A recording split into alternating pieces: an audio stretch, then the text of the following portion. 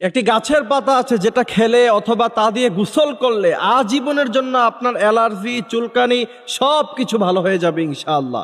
এ কথা আমার নয়, এই গাছের কথা কোরআনে কারীমের মধ্যে স্বয়ং আল্লাহ পাক নিজে বলেছেন, সুবহানাল্লাহি ওয়া বিহামদিহি সুবহানাল্লাহিল আযীম। বর্তমান সময়ে পানির সমস্যা, এই পানির সমস্যা থাকার কারণে আমাদের অধিকাংশ মানুষের চুলকানি আছে না নাই? বিশ্বনবী সাল্লাল্লাহু আলাইহি ওয়াসাল্লামের লম্বা হাদিস আছে এই গাছের ব্যাপারে। এই গাছের পাতা আপনি যদি চিবিয়ে খান অথবা পানির মধ্যে ফুটিয়ে তা দিয়ে যদি আপনি গোসল করেন, বিজ্ঞান বলছে যে আজীবনের জন্য আপনার অ্যালার্জি, চুলকানি সব ভালো হয়ে যাবে। সেই গাছের নাম হলো বরই গাছ।